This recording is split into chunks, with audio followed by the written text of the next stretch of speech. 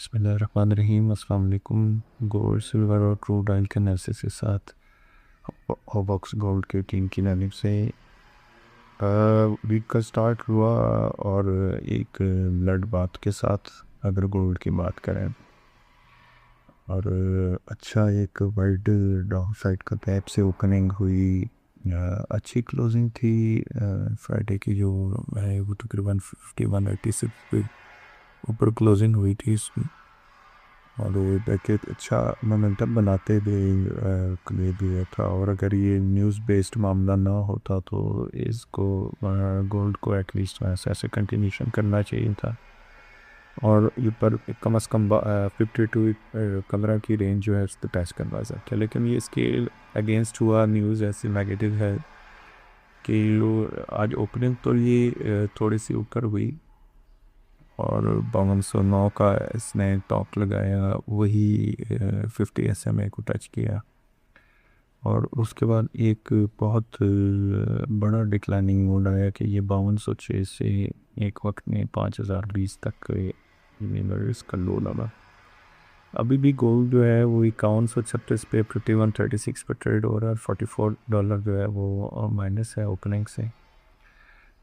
5020 का लो लगाने के बाद भी $100 की जो है वो रिकवरी आई। 5134 करंट रेट है तो तकरीबन 113-14 के लो से ऊपर ट्रेड होना शुरू हो गया।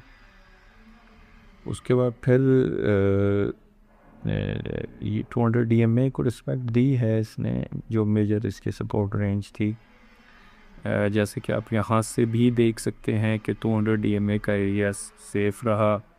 इधर इस बड़ी कैंडल में भी देखें आपके 200 DMA से ही सपोर्ट हुई। उससे अगली ग्रीन कैंडल है उसमें भी एक अच्छी डीप आई, और उसके बाद जो कैंडल की क्लोजिंग हुई है तो वो भी 200 DMA के ऊपर हुई। उसके बाद ये तकरीबन 4 बॉटम्स लगे हैं, वो भी 200 DMA से ही सपोर्ट ली। आज का जो डिक्लाइन था, ओपनिंग डिक्लाइन, वो 200 DMA से काफ़ी नीचे चला गया था, लेकिन क्लोजिंग के ऊपर जो है वो दोबारा सस्टेन किया। $60 से $65 की रिकवरी हुई लो से। अभी फिर उसके बाद एक अच्छा रिबाउंड कह सकते हैं कि लिया है कि इमीडिएट नेक्स्ट कैंडल में 5130-35 के लेवल जो हैं उसने सस्टेन किए हैं। और करंट जो कैश कैंडल, अभी मैं इसको थोड़ा सा जूम करके आपको दिखाऊंगा, तो ये फिर वहीं पे 50 SMA के ऊपर रेजिस्टेंस इसकी शुरू होगी, और यहीं पर इसने रेजिस्ट करना शुरू कर दिया। अगर तो ये एरिया ब्रेक हो जाता है तो जो आज का इंट्राडे का हाई लगा हुआ है 5208-9 का, इस एरिया को दिखा सकता है, और इसके ऊपर एक वही प्रीवियस जो ट्रेंड लाइन की रेजिस्टेंस है वो तकरीबन 5225 तक का एरिया बनेगा।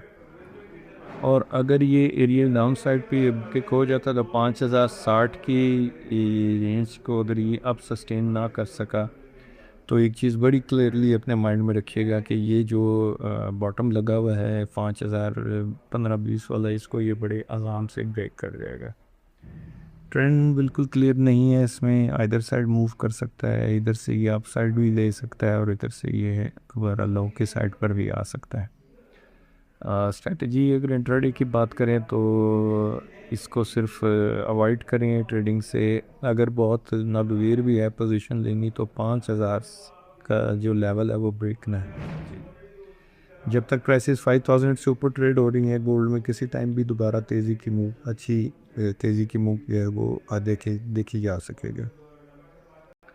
और सिल्वर की बात करें, सिल्वर ने भी सेम गैप ओपनिंग की, लेकिन इसमें अगर एक चीज़ क्लियरली देखी जा सकती है कि जिस कैंडल में मंदी करी उसी कैंडल में इसने वापस सेम जो लूज था प्रीवियस कैंडल का वो दोबारा गेम में आ गया। अब सिल्वर के ऊपर इमीडिएट रेजिस्टेंस वो यही है, ये काफ़ी दफ़ा इस एरिया को 8530 8560 वाली रेंज जो है इसको ये टच करके तो वापस डिक्लाइन आता रहा। अगर यहाँ पर एक हॉरिजॉन्टल लाइन लगा कर या हॉरिजॉन्टल रेल लगा कर मैं आपको ज़रा क्लियर कर दूँ कि ये एरिया यहाँ से ये घुसा है यहाँ पर आप देखेंगे इस सारे एरिया के अंदर इसने 8530 8550 की जो रेंज है इसको रेजिस्ट किया, इससे ऊपर नहीं निकला। और अभी जो मोमेंटम लग रहा है, क्योंकि ये बुलिश एनगल्फिंग बना है इसके ऊपर, अगर ये 8535 टू 8560 की रेंज अगर ब्रेक कर जाए तो कीप इन माइंड कि ये इमीडिएटली जो इसका पहला टारगेट होगा वो 8720 होगा, और इसके ऊपर जो है वो 8840 की लाइन जो है वो इसको ये टच कर जाएगा। बाइंग डिप रहें, जो भी डिप मिले उसको वेल करें, बाइंग अपॉर्चुनिटी समझें। चार्ट का पैटर्न थोड़ा सा पॉजिटिव ही लग रहा है एज़ कम्पेयर टू गोल्ड। इसमें कोई ट्रेंड थोड़ा सा क्लियर लग रहा है, लेकिन गोल्ड की निस्बत इसमें ट्रेंड क्लियर है। इस सारे एरिए को आप एक कंसोलिडेशन जोन भी कह सकते हैं कि यहाँ पर ये एक्यूमुलेट करके तो दोबारा किसी नई तेज़ी में घुस सकता है। अगर हम क्रूड ऑयल की बात करें तो क्रूड ऑयल ने तो एक ऐसी मूव दी है कि जो बिल्कुल ना समझ आने वाली और अनप्रेडिक्टेबल मूवमेंट चल रही है इस टाइम क्रूड ऑयल की। फ्राइडे को तकरीबन 14 से 15% की पॉजिटिव गेन पे क्लोज होने के बाद 9146 के लेवल्स थे जहाँ से वो क्लोजिंग हुई, और आप ये फॉरवर्डली कैंडल को देख सकते हैं कि ये तकरीबन 98 पर इसकी पहली टिक ट्रेड हुई है आज की ओपनिंग पे। मीन्स के तकरीबन $6.5 से $7 ये पॉजिटिव ओपन हुआ, एक भर की कैंडल बनी, और पहली इमीडिएट जो कैंडल फर्स्ट कैंडल जो आज की मॉर्निंग की डे स्टार्ट की बनी वो 115.60 तक इसको ले गई। अगली कैंडल में इसने 119 क्रॉस किया है, और वो टॉप लगाया है कि जो तकरीबन मार्च 2022 के बाद अब जाकर इस रेंज में रेट्स जो है ट्रेड हुए तकरीबन 4 साल तक। क्रूड 4 साल के बाद ये 119 और 120 वाली जो रेंज है इसको टच किया है, और अभी करंटली 119 लगा कर एक अच्छी इसने करेक्टिव डिप ली, और 99 98 का लो किया, तकरीबन $20 की जो है वो यहाँ से मंदी करी, और दोबारा जो है वो कंटिन्यूशन पैटर्न में एंटर हो रहा है।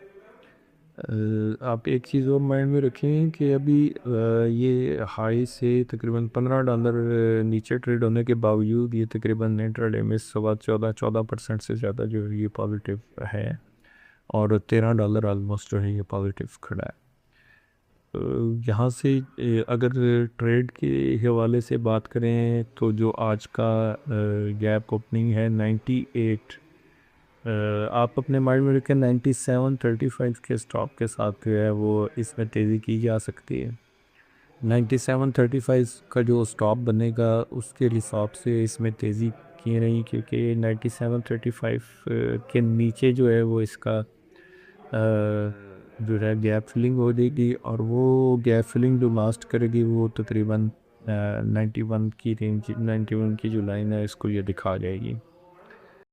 और अगर टेक्निकल सपोर्ट की बात करें इन सारी चीज़ें से हट कर, तो बेस्ट बाइंग जो है वो 8440 से लेके 31 के अंदर कहीं पर इसकी, मतलब करंट रेट से तकरीबन $20 और डिक्लाइन आए तो आप इसमें बाय करके तो काउ कर सकते हैं। लेकिन जितने बड़े बैंड्स और जिसकी वॉलेटिलिटी क्रूड ऑयल के अंदर देखने में आ रही है पिछले 3-4 सेशन से, तो कोशिश करें कि इन लेवल्स के ऊपर, इन रेट्स के ऊपर आकर तो इसमें ट्रेड को अवॉइड करें, और बिल्कुल ट्रेड लेने से गुरेज करें अंटिल अनलेस या तो 84-85 वाली रेंज ना आ जाए तो वहाँ पर बाय करें, या उससे पहले जब तक गैप फिलिंग नहीं होती को 9735 के स्टॉप के साथ जो है इसके अंदर भी की जा सकती है। कंटिन्यूस एनालिसिस के लिए स्टेट इज डॉबॉक्स बोर्ड। अस्सलाम वालेकुम।